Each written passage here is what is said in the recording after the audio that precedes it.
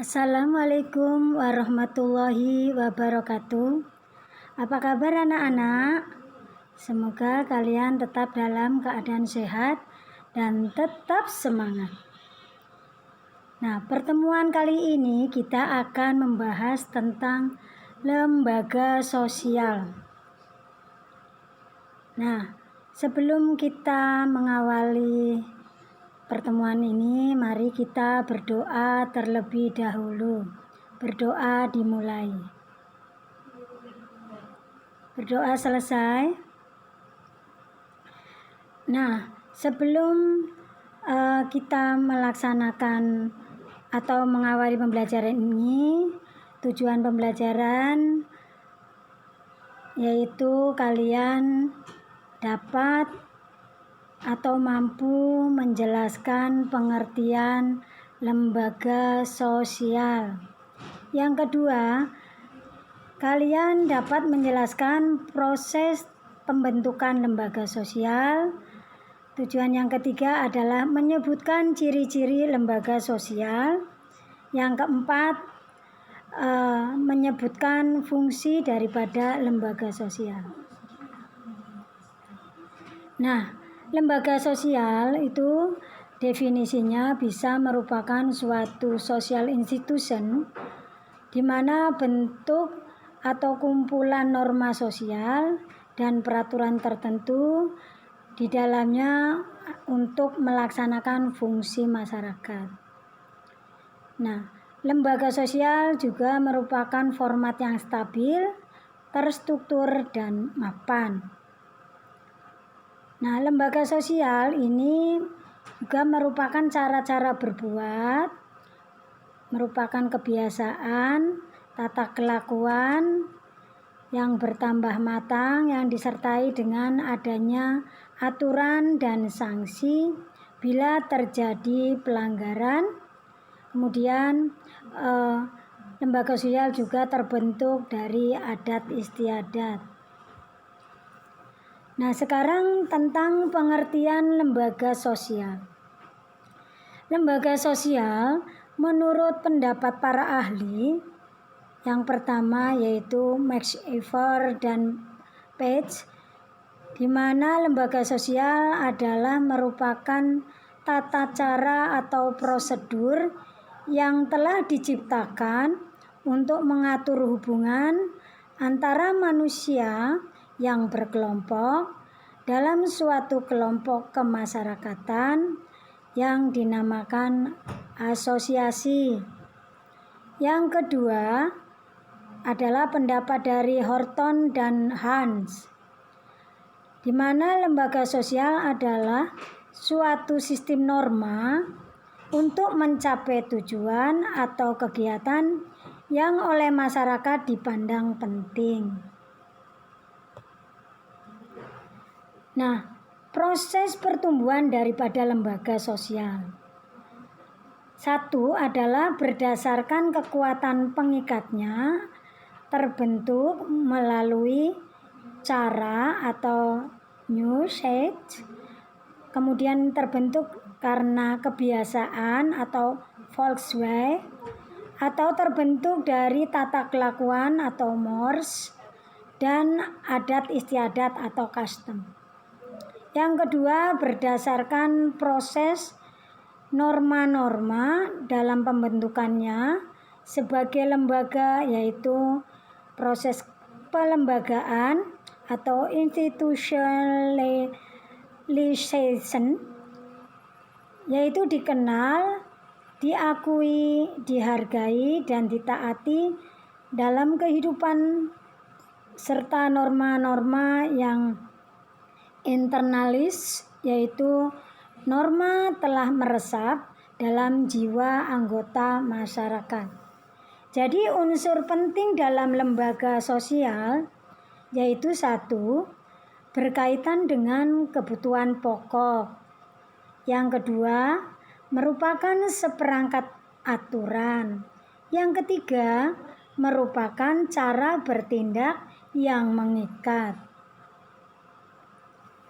Nah, ciri umum lembaga kemasyarakatan atau lembaga sosial yaitu yang pertama, lembaga sosial adalah merupakan unit yang fungsional yang terdiri dari adat istiadat, kebiasaan, dan unsur kebudayaan lainnya dalam unit yang fungsional.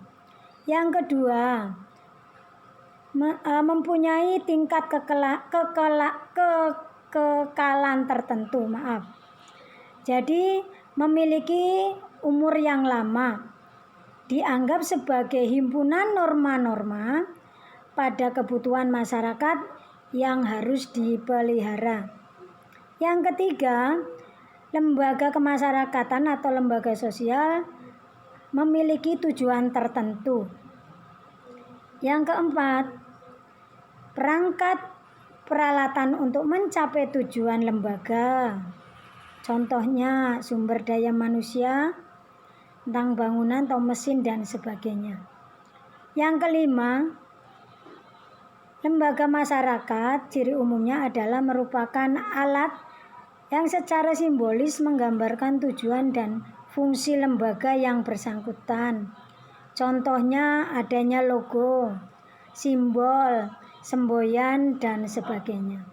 Yang keenam, mempunyai tradisi atau tata tertib sendiri yang spesifik.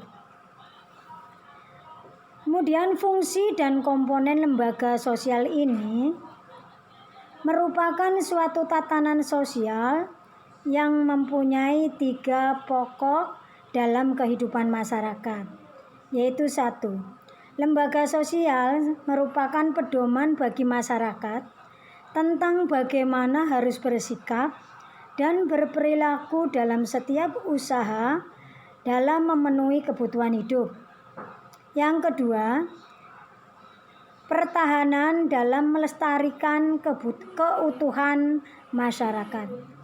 Dan yang ketiga, merupakan pedoman bagi masyarakat dalam rangka usaha memelihara ketertiban sekaligus sebagai kontrol sosial. Jadi dilihat dari segi sifatnya, lembaga sosial itu berfungsi sebagai pengendalian sosial, yaitu 1. Merupakan pencegahan atau preventif. Nah, pencegahan kemungkinan terjadinya konflik, penyimpangan, pelanggaran hukum yang mengancam stabilitas dari hubungan masyarakat. Yang kedua yaitu merupakan sanksi atau fungsi sanksi atau represif, di mana fungsi lembaga ini mengembalikan keserasian sosial dengan memberikan sanksi terhadap pihak yang melakukan pelanggaran atau yang merusak tatanan sosial. Nah, 2 acuan tindakan dalam pengendalian sosial itu jadi 1. Adanya usaha untuk mempengaruhi orang lain. Yang kedua adalah sebagai pengawasan pribadi agar tetap mengikuti nilai-nilai dan norma-norma yang berlaku dalam kehidupan kelompok. Nah, proses pertumbuhan dari lembaga sosial ini karena merupakan kesamaan pandangan, hasrat dan keinginan manusia untuk hidup secara teratur, kemudian merupakan tatanan normatif, berlakunya norma sosial, kemudian adanya stabilitas sosial, kemudian adanya kehidupan kelompok ini akan semakin mapan dan terpola dalam bentuk lembaga sosial. Jadi, lembaga sosial dapat diawali dari kebutuhan manusia dalam hal keteraturan di hidupnya. Jadi, proses pelembagaan ini yaitu suatu proses yang dilewati suatu norma kemasyarakatan yang baru untuk menjadi bagian dari salah satu lembaga sosial.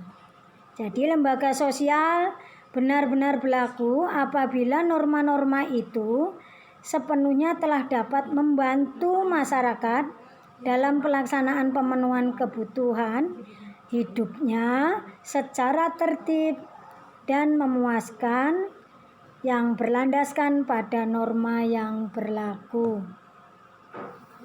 Jadi proses pelembagaan suatu norma sosial menjadi lembaga sosial pada umumnya melalui 4 tahapan, yaitu 1. Norma sosial telah diketahui sebagai pedoman dalam bersikap dan bertingkah laku. Yang kedua, norma sosial telah dipahami oleh anggota masyarakat dan apabila dilanggar maka akan ada sanksi sosial. Yang ketiga, jika kepatuhan benar-benar datang dari kesadaran dan keyakinan masyarakat dan norma sosial dirasakan bermanfaat, maka proses pelembagaan sudah sampai pada tahap yang lebih tinggi. Yang keempat, norma akan diakui sebagai bagian tak terpisahkan dari kehidupan, di mana penghargaan ini menunjukkan bahwa norma sosial sudah menjadi lembaga sosial.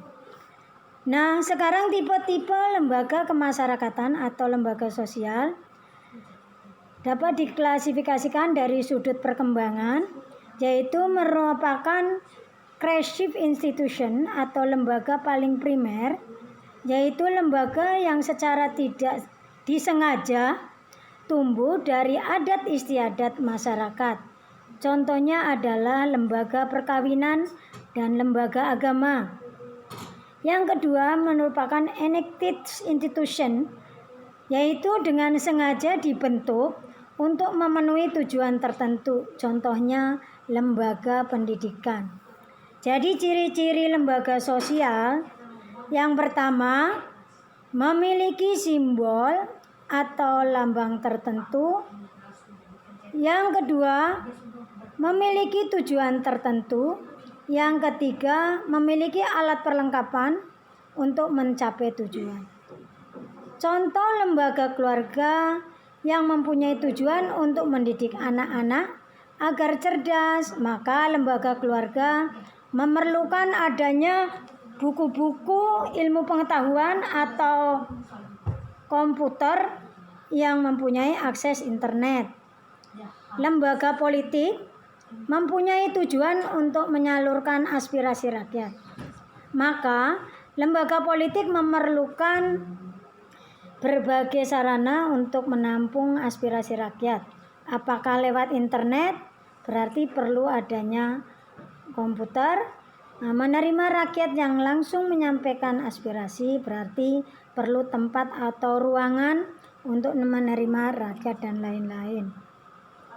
Lembaga pendidikan contohnya membutuhkan gedung sekolah, perpustakaan, sarana ibadah, sarana olahraga, laboratorium, kurikulum, tata tertib dan lain-lain. Yang keempat yaitu memiliki tradisi atau aturan tertulis dan tidak tertulis.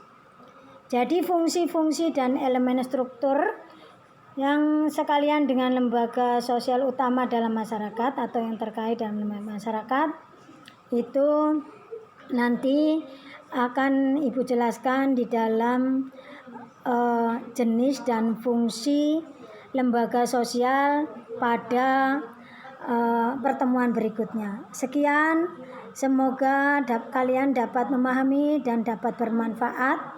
Jangan lupa jaga kesehatan, menggunakan masker dan selalu mencuci tangan dengan menggunakan sabun. Demikian Ibu ucapkan wabillahi taufik wal hidayah. Wassalamualaikum warahmatullahi wabarakatuh.